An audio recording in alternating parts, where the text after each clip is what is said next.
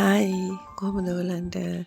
ඔන්න අද ඉතින් මම මෙන්න මේ උස කේක් එක හදන විදිය අරගෙන එනවා. අපි බලමු මම කොහොමද කේක් එක හදුවේ කියලා.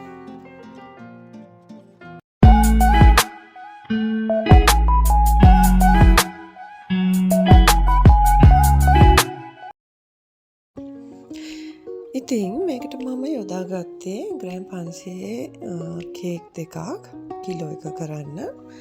මෙන්න මේ විදිහට පොඩි තැටි දෙකක මම ග්‍රෑම් 500 බටර් කේක් දෙකක් හදාගත්තා. හදාගෙන ඒකේ මම වාටි කපා ගන්නවා. ඉතින් වටේ ගොඩාක් වාටි කපන්න උනේ නැහැ. මොකද ගොඩාක් තිබෙන්නේ නැති නිසා. මෙන්න මේ විදිහට වාටි කපාගෙන මම කේක් එක රෙඩි කරගන්නවා. ඉතින් ඔයාලා දිගටම බලන්න වීඩියෝ එක. එතකොට ඔයාලන්ට පුළුවන් කොහොමද මම මේ කේක් එක හැදුවේ කියලා බලා ගන්න. මේක මම මැද සෑන්ඩ්විච් කරනවා බටර් අයිසිං වලින්. ඉතින් එයා පොඩ්ඩක් මාබල් කේක් එකක් ඉල්ලුව නිසා මෙන්න මේ විදිහට මැද පාට මම දැම්මා. නිකන් රෝස පාටයි බටර් පාටයි එකතුවක්. ඉතින් මේ විදිහට කොටස් හතරම ලස්සනට හදාගෙන ඉවර වෙලා බෝඩ් එකට අයිසිං ටිකක් ගාගෙන මම කේක් ටික තියා ගන්නවා. ඉතින් ඔයගලන්ට මම කියන්න ඕනේ මගේ කේක් පාඩම් මාලාවල මම ඊළඟට හිතාගෙන ඉන්නවා හාට් බටර් අයිසිං හදන විදිය නිවැරදිව ඔයගලන්ට අරගෙන එන්න. ඉතින් මේක vlogs නේ මම දාන්නේ. ඉතින් මේක පාඩමක්වත් නෙමෙයි. ඉතින් මේකත් ඔයගලන්ට ඉගෙන ගන්න පුළුවන්. නමුත් ඊළඟ වීඩියෝ එක මම හාට් බටර් අයිසිං නිවැරදිව හදන්නේ කොහොමද?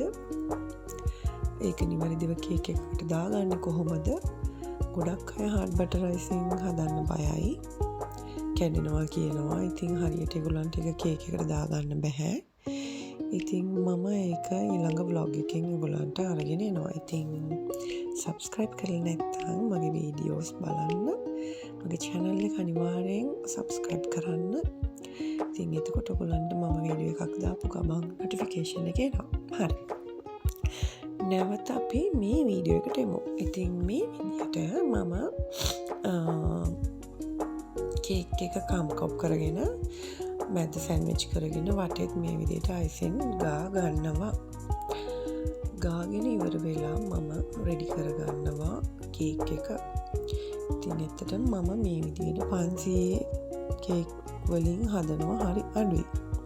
මොකද මම සාමාන්‍යයෙන් කිලෝ එකක පාර දාලා තමයි හදන්නේ. මට ඒක හරි පහසුයි. මට මේක හදනකොටත් හිතුණා මේක මට හරි uncomfortable කියලා අතට උනත්. මොකද කේක් එක ඇද වෙයිද එහෙම ප්‍රශ්න ගොඩක් ආවා. ඉතින් ඊට පස්සේ මම ඒකට බටර් අයිසිං උඩට දාගෙන පොඩ්ඩක් ෆිනිෂ් කරගත්තා. ෆිනිෂ් කරගෙන ඔයගලන්ට බලන්න පුළුවන් ළමයි මම මල් දාගන්නේ කේක් එකටමයි. දැන් ඉස්සරනේ අර මන් දන්නේ මම ඉස්සර තමයි අර රෝස මල් හදන කෑල්ල උඩින් තියලා රෝස මල් හැදුවේ. නමුත් මම දැන් කේක් එකටම අයිසිං දාගෙන තමයි යන්නේ. සමහර විට මගේ අතේ හුරුව වෙන්න ඕනි.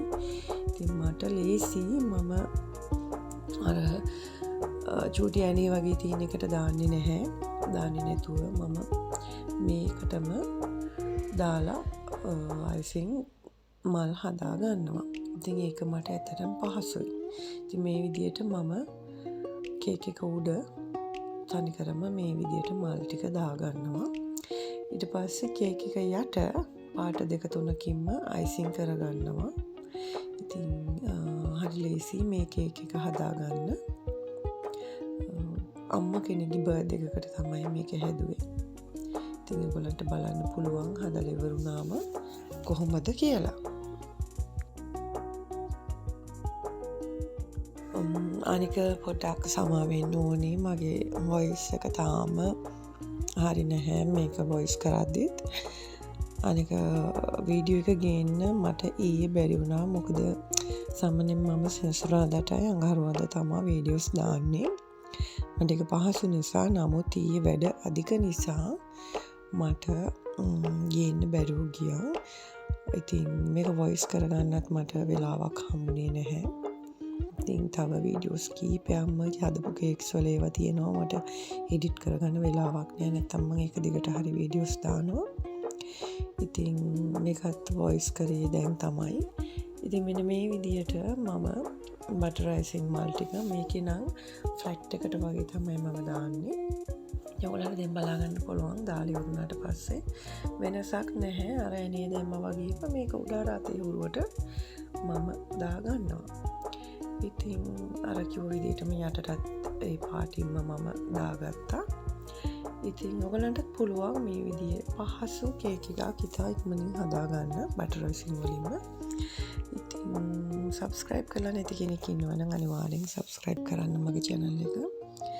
ඉතින් ගිහින් එන්නම් ළමයි අදගෙන ආයි පොඩි වීඩියෝ එකක්. ඉතින් නැවත අඟහරුවාදට හරි සඳුදාට හරි ඉක්මනින්ම ලස්සන වීඩියෝ එකක් අරගෙන එන්නම්. ඔයාලා හැමෝටම සුබ දවසක්. බයි.